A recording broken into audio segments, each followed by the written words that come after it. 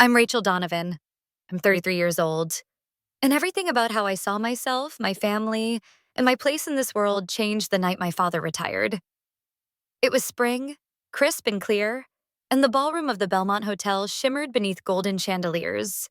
Waiters in black tuxedos floated between white linen tables. Laughter rang out like wind chimes. At the center of it all stood my father, Gerald Donovan, in a custom-tailored navy suit, his silver hair gleaming under the lights. He held up a crystal flute of vintage champagne and smiled with the self-assurance of a man who had built an empire and believed he had done it alone. "My true legacy," he announced, his voice effortlessly cutting through the noise, "isn't measured in profits or properties. It's measured in my children, the ones who made me proud." Polite applause followed, glasses clinked. I was halfway through a sip of wine when his eyes found mine across the room. Icy, clinical, rehearsed. He raised his voice. "Rachel, you can leave now." For a moment, no one moved. The clink of a fork falling to a plate was the only sound in the room. Then dozens of heads slowly turned toward me, confusion giving way to shock as realization spread. He had just disowned me. In front of everyone. My fingers trembled around the stem of my glass. My chest tightened as a slow, sick burn climbed into my throat. I stood up, shakily, clumsily, my knees barely holding me upright. I could barely hear over the rush of blood in my ears. Humiliation pulsed like heat under my skin. But then, beside me, another chair scraped back. My husband, Evan, rose to his feet. Calm, steady. His jaw set with something I didn't recognize. Not fear, not shame. Fury. And what happened next redefined everything I thought I knew about love, about loyalty, about what it truly means to be seen. Before I continue, tell me where you're watching from and don't forget to subscribe, because what unfolded after that moment is something you're going to want to hear to the end. The moment Evan stood up that night, the life I thought was crumbling around me actually began to rebuild. I grew up in Oakwood Heights, an affluent suburb just outside Chicago where appearances were everything. Our house sat at the end of a tree-lined street, a massive colonial with columns so white they practically glowed in the sun. Strangers thought we were the perfect family. But inside those pristine walls, love was something you earned, through achievement, obedience, and silence. My father, Gerald Donovan, wasn't just a businessman. He was a king in a kingdom of freight logistics, building Donovan Transport into a national powerhouse. He liked things structured, measurable, profitable. Success wasn't celebrated, it was expected, and anything less was quietly erased. My mother, Nadine, was different. She was the warmth in our cold house. A former watercolor artist who gave up her brushes when she married my father. She would slip sketches into my lunchbox, whisper bedtime poems in the dark, but she never stood up to him. Not when he mocked me for choosing painting over math, not when he belittled my questions at the dinner table. Her comfort was a quiet presence, a soft hand on my shoulder after his outbursts. She passed away from ovarian cancer just after my 19th birthday, and with her went the only shield I ever had. Then there were my siblings. Marcus, 4 years older, was a walking resume. Yale Law, corporate mergers, featured in business journals by the time he was 30. Heather, 2 years older, became a biomedical researcher, recently credited for contributing to a breakthrough in gene editing. They were my father's pride, his investments with high returns. Our family photos always centered on them, their degrees, their awards. I was background noise. And then there was me. From as early as I can remember, I was drawn to stories, books, poems, plays. I scribbled ideas on napkins, narrated imaginary scenes to my cat, read classics under the covers with the flashlight. In our house, where numbers ruled and logic reigned, my imagination made me irrelevant, when memory still haunts me. I was 10, and our school held an art showcase. I'd spent weeks painting a piece titled "Where the Sky Begins," a swirl of blues and golds inspired by the lake near our house. I was so proud. That night, parents filed through the gymnasium, murmuring praise at their children's work. My father walked past my painting, barely glancing at it. "You forgot perspective," he said loudly enough for the other parents to hear. "And where's the focal point?" Then he walked on. I stood frozen, cheeks burning, clutching the edge of the display table. The girl next to me, whose dad had just said her flowers looked like Monet, put a hand on my arm. I think it's beautiful, she whispered, but I couldn't hear it through the roar of shame in my ears. That was how love worked in my family. One misstep and you were dismissed. When college applications came, my father insisted I apply to business programs. You'll thank me when you're not starving, he said. But I chose Columbia's creative writing program. He refused to pay. You want to waste your life writing fairy tales? Do it on your own dime. So I did. Scholarships, part-time jobs, ramen noodles and all. By the time I graduated, I had the degree. But I also had something else. The internalized belief that no matter how hard I tried, I would never be enough. That belief followed me into adulthood, into jobs I overperformed at, into relationships I sabotaged, into every room where I second-guessed if I deserved to be there. Until the day I met Evan. And for the first time in my life, someone actually saw me. I met Evan on a Thursday afternoon that felt like any other. I had ducked into a quiet community library in Logan Square, chasing a break from deadlines and a stormy sky. I wasn't looking for anything but stillness, maybe a forgotten paperback to disappear into for an hour. Instead, I found Evan, sitting cross-legged on the floor of the poetry aisle, reading a weathered copy of Pablo Neruda like it was scripture. He looked up at the same moment I did. I remember thinking his eyes weren't just warm, they were open. Genuinely, impossibly open. You like Neruda? I asked, surprised. I like people who like Neruda, he answered, smiling. It means you feel things all the way down. We ended up talking for hours at a nearby coffee shop with mismatched mugs and uneven tables. He told me he was a civil engineer, working with a nonprofit that repaired water systems in underserved neighborhoods. He spoke about infrastructure the way I talked about language, like it was the quiet skeleton holding everything else up. Most men I'd dated either talked over me or looked through me. But Evan listened. And not just passively, he leaned in, asked questions, remembered details. When I told him my dream of launching a literary magazine for unheard voices, he didn't laugh or nod politely. He said, "What would you call it?" I blinked. I don't know. I hadn't thought that far. You should, he said, because it sounds like something that should exist. His faith in me was immediate, unearned, and yet completely real. 6 months later, I launched Northlight Journal, a small but fiercely intentional publication dedicated to elevating writers from underrepresented backgrounds, immigrants, women of color, LGBTQ+ voices, incarcerated poets. It was hard, unpaid at first, and absolutely terrifying. But Evan helped with the layout and coding, ran numbers when I felt lost, and celebrated every small win like it was a Pulitzer. The night we hit 10,000 downloads, he brought home takeout and a bottle of champagne. He toasted to the woman who built something real from scratch. I married that man a year later at the Garfield Park Conservatory under an arch of glass and orchids. We kept it small, 40 people, our favorite jazz trio, candles in mason jars. My father didn't attend. Retirees don't fly to poetry readings, he said when I invited him. Marcus sent a bottle of aged scotch and a typed note. Best wishes. Heather showed up briefly in a silk pantsuit and pearls.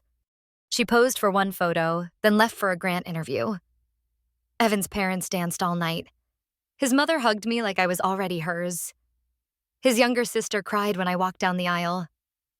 You're one of us now, she whispered. And for the first time in my life, I believed it. That night, Evan pulled me onto the dance floor while Etta James played in the background. I leaned into him, my cheek on his shoulder, feeling, finally, at home. They don't deserve you, he said softly, meaning my family. I nodded, but some small part of me still hoped one day they might. That maybe, someday, I'd be enough. It had been nearly 2 years since I last spoke to my father when the envelope arrived. Cream-colored, thick as cardstock, my name scrawled across the front in his assistant's unmistakable handwriting. Inside was an embossed invitation to Gerald Donovan's official retirement gala, a black tie event at the Belmont Hotel. 70 confirmed guests, live quartet, 3-course dinner. I stared at it for a long time, trying to read between the lines.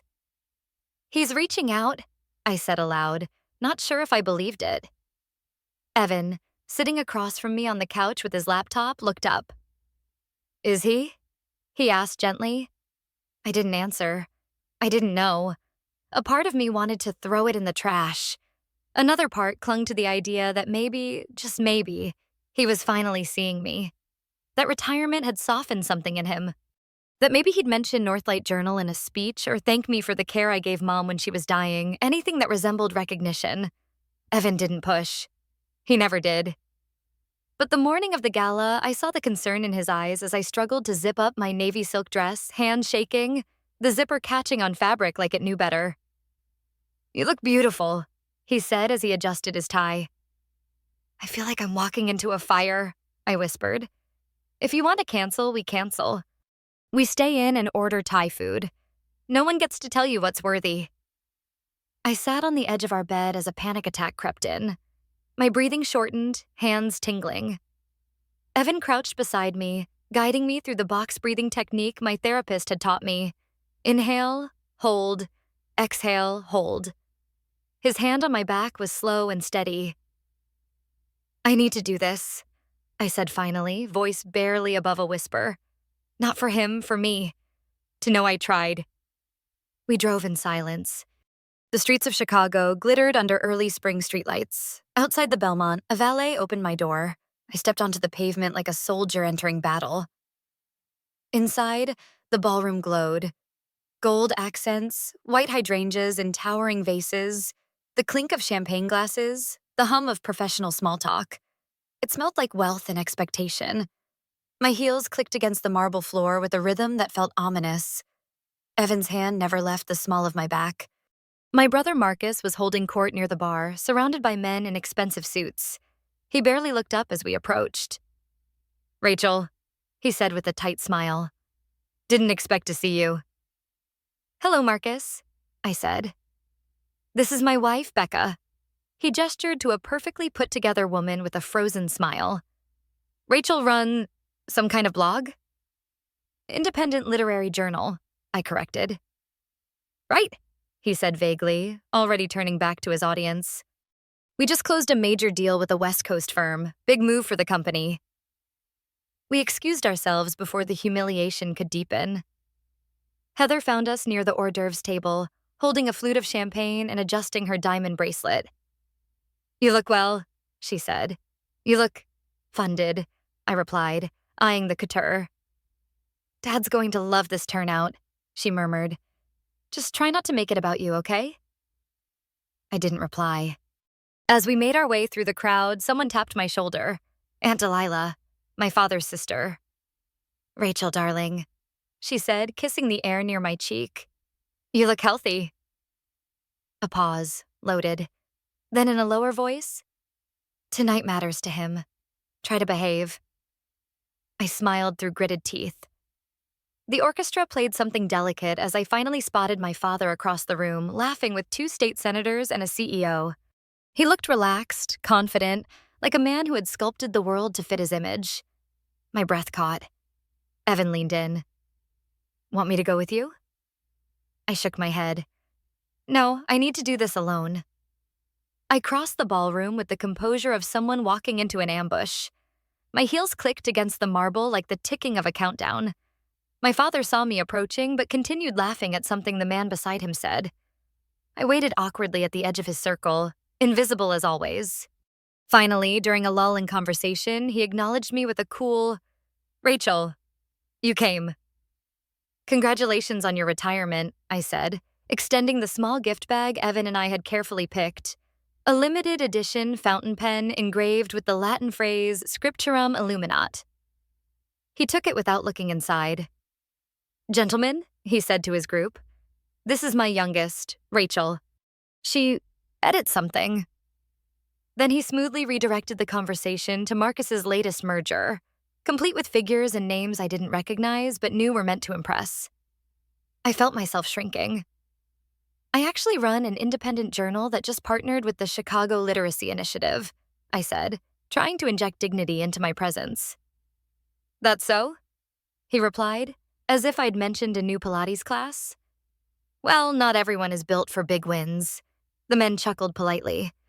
I nodded, cheeks burning, and stepped away. Evan met me with a glass of wine. That bad? I didn't answer. I just took a sip and kept walking, watching my father glide effortlessly through the room like a man taking a victory lap. He clapped people on the shoulder, told jokes I couldn't hear but saw land well. He beamed at Marcus across the room. He kissed Heather on the cheek. He hadn't hugged me in over a decade. When it was time for dinner, we found our seats, table 13. The numbers weren't printed, but it was obvious. We were far from the stage, tucked in a corner with distant cousins and junior colleagues. At the main table sat Marcus, Heather, my father, and a collection of other dignitaries and family members whose names came with suffixes and suffixes of suffixes. Rachel Donovan? Asked a woman across from me, squinting over her designer glasses. The one who's not a doctor or attorney? I run a publishing journal, I said again, this time with forced calm. Oh, she replied with the same tone someone might use for a child's lemonade stand. That's creative. The salad was overdressed, the wine too dry, and yet I barely tasted a thing. Between courses, I watched my father gesture proudly toward Marcus, bragging about his financial foresight, then turned to praise Heather's intellectual brilliance. I might as well have been a ghost. Evan reached under the table and squeezed my hand. I squeezed back, grateful.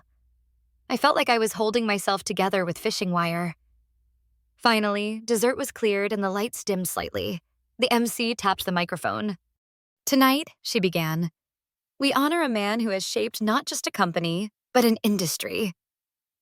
The speeches started. The bank CEO praised Gerald Donovan's unyielding standards. A longtime colleague shared stories of their early years in a shipping container office.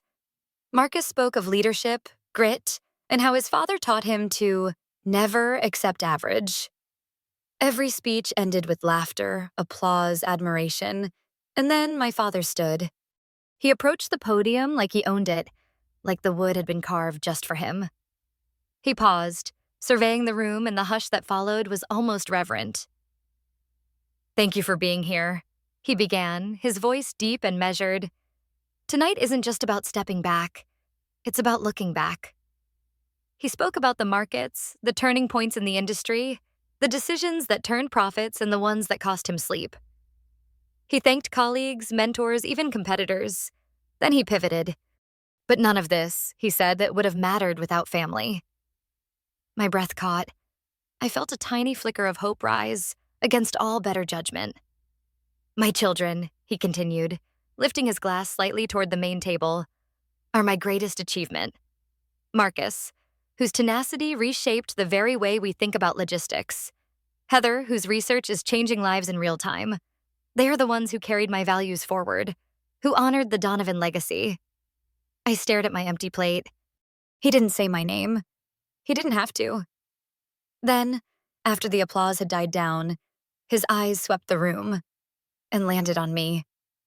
You can leave now, he said, calm, audible, intentional. The silence that followed was physical. I felt it press against my ears, my lungs, my spine. One by one, heads turned toward me. Evan's grip on my hand went rigid. At first, I didn't move. My legs refused to obey. A deep heat flushed my face and chest. I felt like I might explode or disappear. I stood. The chair screeched against the floor as I pushed back. The room watched as I slowly rose, trying to hide the shaking in my knees. I kept my face as neutral as I could, but my hands betrayed me. Then, beside me, another chair moved. Evan stood, deliberate, unhurried. His presence was like a ripple through a glassy pond. Still, but unmistakable. My father's jaw twitched. Sit down, he said sharply, for the first time addressing Evan directly. This doesn't concern you. Evan didn't blink. And what he did next would change the course of everything. Evan didn't sit. Instead, with slow, deliberate motion, he reached for his water glass and lifted the dessert spoon from beside it. The soft, precise ping of metal striking crystal rang out like a chime in a cathedral. It cut through the thick silence, slicing every whisper and half-swallowed gasp into stillness. All eyes turned. My father's face darkened.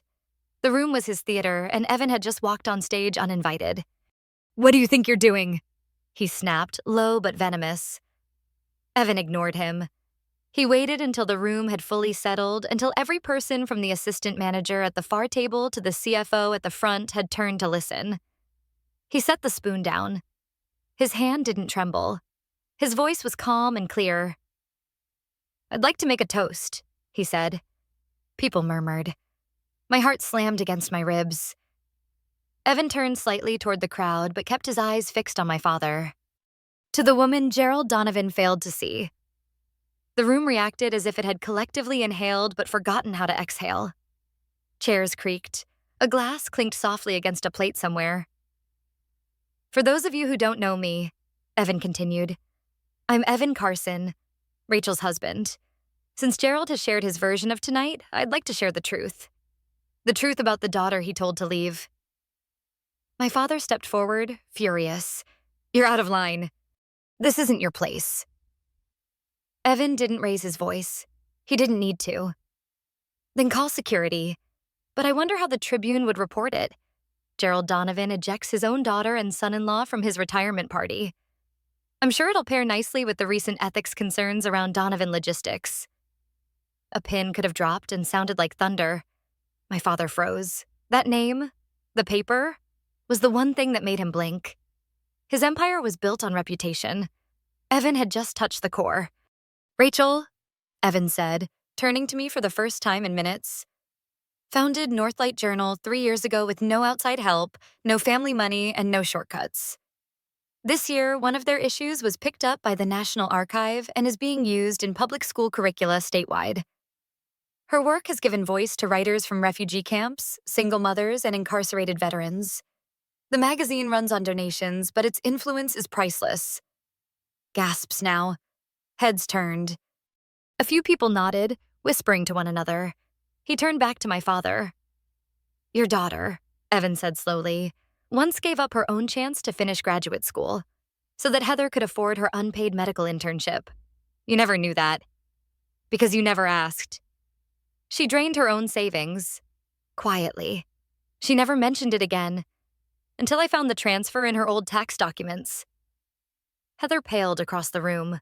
Her lips parted, but no sound came out. "And Marcus?" Evan's voice was softer now, but somehow sharper. "You remember that time his condo association was going to sue him over unpaid repairs? Guess who paid the lien to keep his record clean? Rachel." Marcus sank back in his chair, eyes narrowing, but he didn't deny it. "You never saw her, Gerald," Evan continued. "Not really. You saw her deviation from your blueprint. You saw her softness as weakness, her creativity as rebellion. But what you missed, what everyone should know, is that this woman is stronger than any of us. Not because she followed your path, but because she survived it." I had stopped breathing. My hands were clutched in my lap so tightly my knuckles were white. Evan raised his glass. "To the woman who carried her mother through chemotherapy with poetry and presence, who turned grief into something beautiful. To the woman who showed me how to love by refusing to beg for it. To Rachel." A hush followed. Then, as if on cue, a soft clink, then another, glasses raised. Even the CEO at the front lifted his wine in silence. Evan set his water down, turned to me, and held out his hand. "We're done here," he said. I stood, not shaking this time, not ashamed. As we turned to leave, my father's voice cracked the air like a whip. "If you walk out now, don't come back." We didn't stop. "You're cut off, do you understand? You get nothing." We kept walking. At the last table near the door, a woman I didn't recognize, older, dignified, touched my arm gently as I passed. "You didn't deserve that," she said. I nodded once, grateful. The valet had heard everything. He didn't make eye contact, only handed Evan the keys with silent efficiency. In the car, I broke. All the years of chasing my father's approval, of shrinking, of pretending, it cracked inside me like glass finally giving under pressure. "I'm sorry," I gasped, tears streaming. "I'm sorry you had to do that." Evan turned to me as the city lights passed in blurs. "I'm not," he said. "I've wanted to say those words to him since the day I met you." He reached for my hand again, and I realized for the first time in my life, someone had stood up for me not because I asked, but because I mattered. That night, I didn't sleep. I sat curled on the couch, a throw blanket around my shoulders, while Evan brewed tea neither of us drank. My hands shook for hours, like my body had finally realized what my mind had endured. It wasn't just that my father had humiliated me. It was that he had done it without hesitation, without regret in front of everyone. I wasn't his child in that room. I was a blemish he'd decided to erase. Evan stayed up with me, his presence the only steady thing in a world that suddenly felt like it had cracked open beneath me. "You okay?" he asked softly, somewhere around 3 a.m. "No," I whispered, "but maybe that's a start." The next day, I woke to 14 missed calls. 11 were from my father, 3 from Heather. The voicemails ranged from controlled fury to clipped threats. "You've made a scene," one began. "You've embarrassed me. You'll regret this." Heather's message was shorter. "This was Dad's night. You always make everything about you."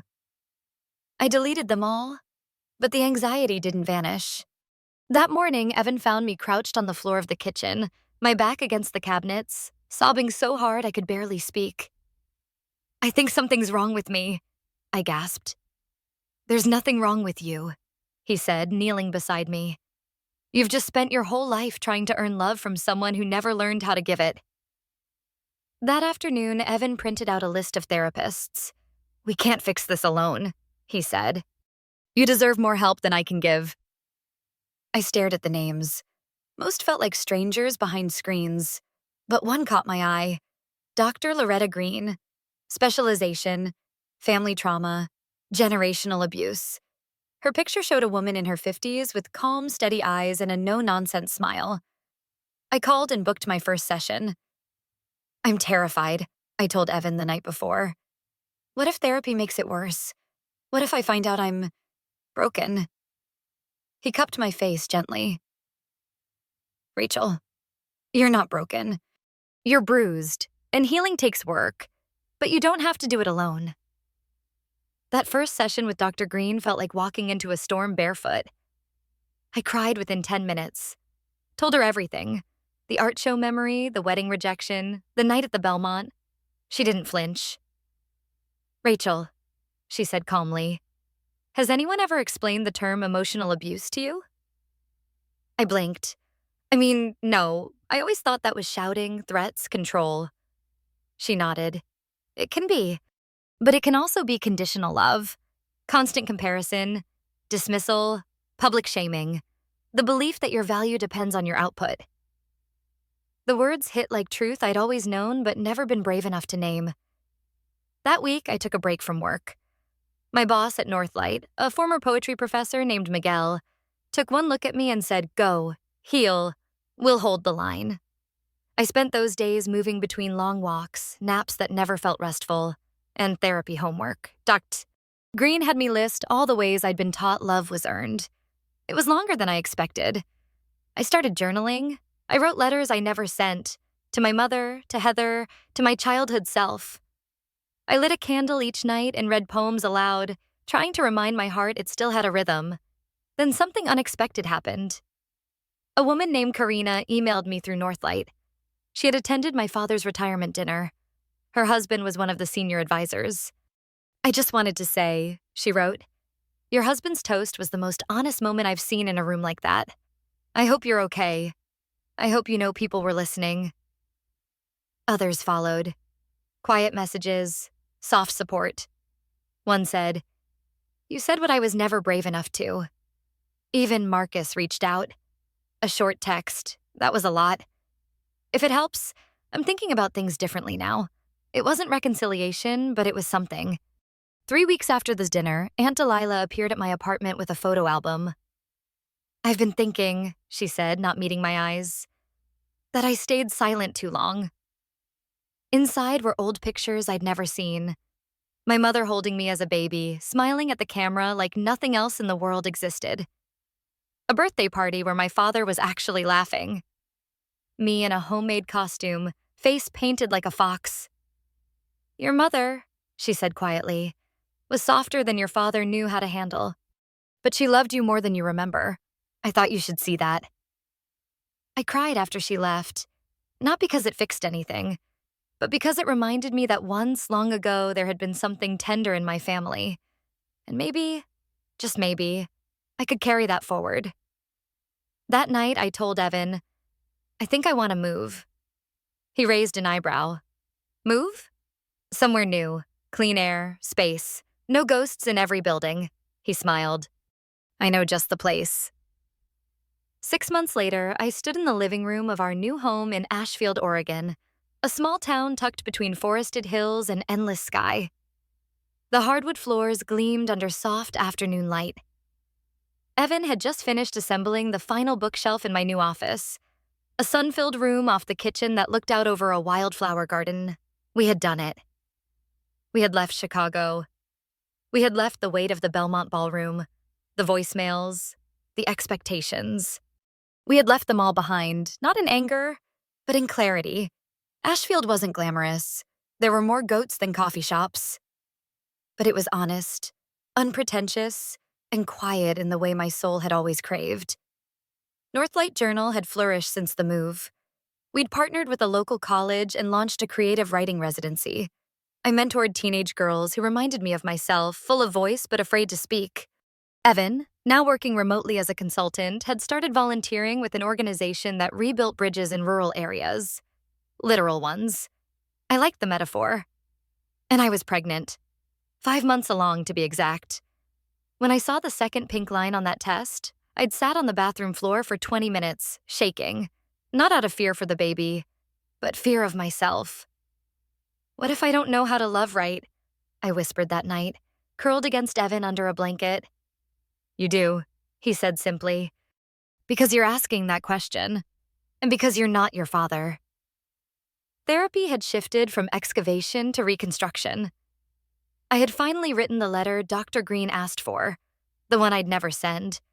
A letter to my father, filled with the rage, sorrow, and truth I had swallowed for 33 years.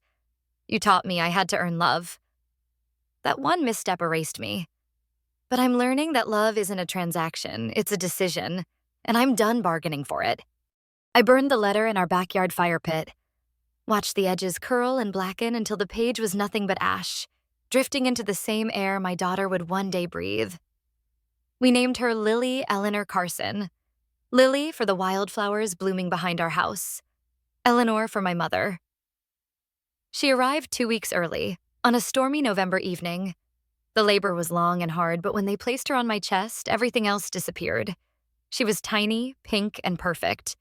Her fingers curled instinctively around mine. In that moment, I made a promise. You will never have to perform to be loved, I whispered. You are enough, always. Evan cried. I cried. Even the nurse teared up. 2 weeks later, a letter arrived. Handwritten, no return address. It was from Marcus. It said, I don't know what Dad did to you that made you feel invisible, but I know how it feels now. After your toast, some of his board members started asking questions. He tried to blame it all on you. Heather backed him. I didn't. I'm not asking for forgiveness, just maybe a second chance to be the kind of brother I should have been. I wrote back, not with absolution, but with honesty. You don't need to protect him anymore. We're adults. We get to decide who we become. Over the holidays, Marcus came to visit. He brought gifts for Lily and a cautious warmth I had never seen in him. His new partner, a man named Theo, was kind and gentle. They offered to help build Lily's crib. We drank cider by the fire and told stories that didn't require competition. Aunt Delilah called weekly. She sent a box of handmade quilts for Lily and a photo of my mother in her 20s, standing in front of a gallery with paint on her hands and a wild grin. I framed it and placed it on Lily's bookshelf. One snowy afternoon, while rocking Lily in her nursery, I received a message from Heather. Just 3 words. Dad is asking. I stared at it. No apology. No warmth. Just a baton passed, as if it were my duty to repair the thing he broke. I didn't reply. Some doors don't need to be slammed. Some just stay closed. And then one day, months later, I ran into him. It was in the most unexpected place, a hospital lobby in Portland. I was there to visit a friend who had just given birth. He was there for a routine checkup, recovering from a minor heart issue. He looked smaller, grayer, still sharp in a tailored overcoat, but diminished somehow. His shoulders didn't square like they used to. "Rachel," he said, surprised. "Dad," I replied, neutral. His eyes fell to the stroller beside me. "She's yours?" I nodded. "Her name is Lily." He hesitated, then said, "You look well. I am well." A pause, one thick with 1,000 unsaid things. "Congratulations," he offered. And that was it. No apology, no invitation, just the brittle civility of strangers. I walked away without waiting for more, without wishing for it. Because for the first time in my life, I didn't need anything from him. Not his praise, not his approval, not even his guilt. I had created something he never could. Real love. A home built not on performance, but presence. As spring arrived in Oregon, I hosted a small gathering for Lily's 6-month birthday. Our new friends came. Marcus and Theo flew in. Aunt Delilah baked a pie. Evan stood beside me, holding Lily while she gnawed on a spoon. We made a toast. "To chosen family," I said. "And to breaking the cycle." That night, as I rocked Lily to sleep, I realized the thing I'd been searching for all my life wasn't my father's love. It was my own, and I had finally found it.